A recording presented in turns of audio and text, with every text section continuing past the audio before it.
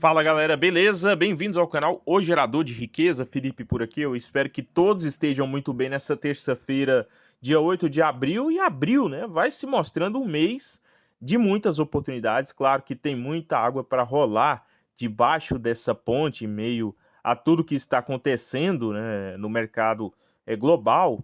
Mas um novo aporte hoje. Eu vou falar o que eu fiz hoje, uma comprinha pequena em Vale, tá? E o que aconteceu com o ativo? Gringos desovando, gringos vendendo. Então, o ativo que saiu, né, das máximas dos últimos meses para as mínimas, rompendo as mínimas, chegando num patamar que não chegava desde o ano de 2020, durante a pandemia, né? Então, além disso, nós vamos falar sobre gringos começaram a dar saída de capital com a guerra tarifária ou guerra econômica de curto prazo.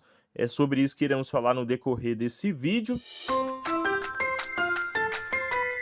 Então, pessoal, sem enrolação, tá? O que nós tivemos hoje? Vale, pela primeira vez, abaixo dos R$ 50 desde 2020, né? Isso considerando os dividendos. 5,48% de queda em um único pregão. Semin 3, também nos 5,43 por ação, 4,23% de queda hoje.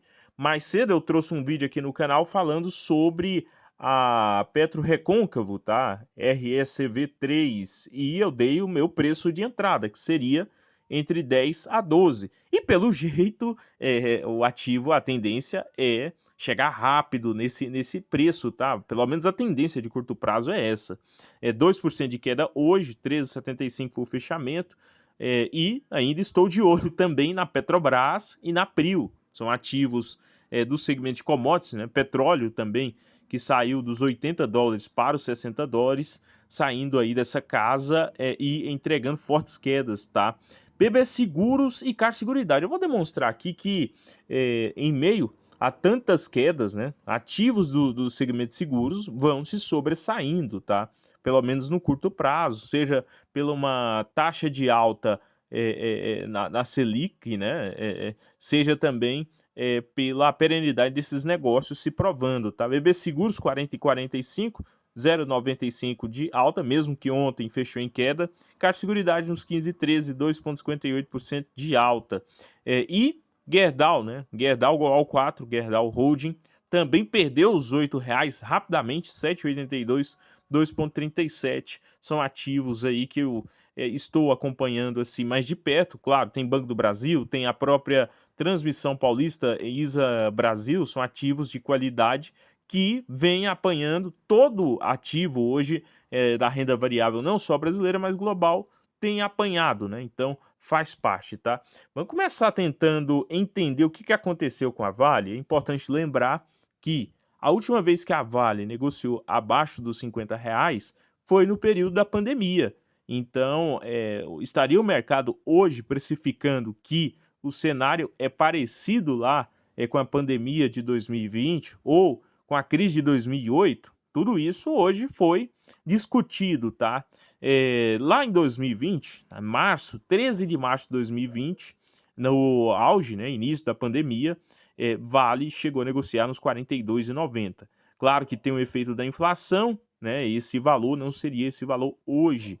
E o que chama a atenção, né, como tuitou aqui o Argon Trading muito bem, destruíram Vale 3 em 8 pregões, tá? Papel saiu do máximo do ano na casa dos R$59 para visitar a casa dos R$49 hoje, né? Então, está a menos de 2% de perder a mínima do ano, devolveu em 8 pregões, o que subiu em 3 meses. 8 pregões, tá, pessoal? E hoje o fluxo de venda ele foi muito marcado por JP Morgan, tá?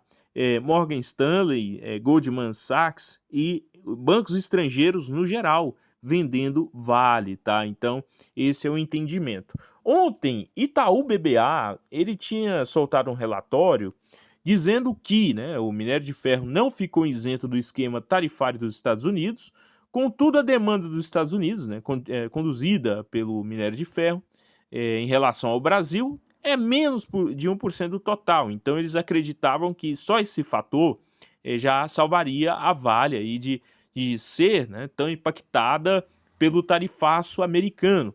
Porém, a questão, né, é que ontem foram anunciadas medidas pelo Trump, hoje a China retaliou, o prazo dado pelo Trump finalizou e ele já anunciou ali 104% de retaliação de novo em cima da China, tá? Com relação a isso, várias dúvidas. O que irá acontecer, né? Fora que a China hoje, ela resgatou ali cerca de 50 bilhões da dívida americana, né? Então, várias dúvidas vão surgindo. Vão colocar um freio no crescimento da China, e isso pode impactar as mineradoras. Então, são fatores que estão em aberto. Quem fala que sabe o que vai acontecer, eu quero conhecer para estar muito bem aconselhado. Por quê? Até agora é uma dúvida hipotética, tá? Então, o que nós trabalhamos é o que as empresas têm de melhor em caixa, as empresas não estão endividadas e como irão se sobressair em meio a tudo isso. Acho que é o que faz mais sentido. Aqui, para finalizar o pensamento do Itaú BBA, eles acreditam que as ADRs, né, negociadas lá fora, podem chegar a negociar com um preço-alvo de até 13 dólares. Né, isso antes da queda de hoje, tá? O relatório foi soltado ontem, antes da queda de hoje, as ADRs chegaram a fechar, se eu não me engano, a 8 dólares lá fora, tá? Além disso, né, eles acreditam que o preço médio do minério de ferro deve se manter estável até 100 dólares no final de 2025, com o Vale negociando a 3,4 vezes EV/EBITDA e, né, negociando com um dividend yield de 12%, ou seja, mais que R$ 5,00 por ação em dividendos. Devido a tudo isso, o que eu penso? Eu penso que é uma boa oportunidade, mas como tudo, né, pode ainda piorar no sentido de novas quedas e melhorar no sentido de quem tem caixa e quer aproveitar as oportunidades. O que eu acredito? Se você, né, está ansioso para aproveitar as oportunidades ou se tem grandes posições em Vale ou está iniciando suas posições na Vale, monte um plano de aportes. Como assim, Felipe? Faça o seguinte, aportes em preços diferentes para cenários diferentes. Se vier abaixo dos 45, eu tenho caixa para aportar. Se vier abaixo dos 40 e se vier abaixo dos 30, dos 35, então são aportes constantes e bem planejados, números esses que estão, né, na renda fixa ali para você realizá-los. E se o papel voltar a subir de novo, nos 55, nos 60, o que você faria? Então são questionamentos, tá? Que o investidor tem que fazer, porque tentar pegar a faca caindo ou acertar o fundo não é uma estratégia mais viável nesse cenário. O que deve ser feito é trabalhar bem o seu plano de aportes, preço que você está satisfeito em pagar, que você sente seguro em pagar e, né, deixar aí todo o resto que não envolve as suas decisões de lado, tá? Esse é o meu pensamento em relação aí ao que pode acontecer.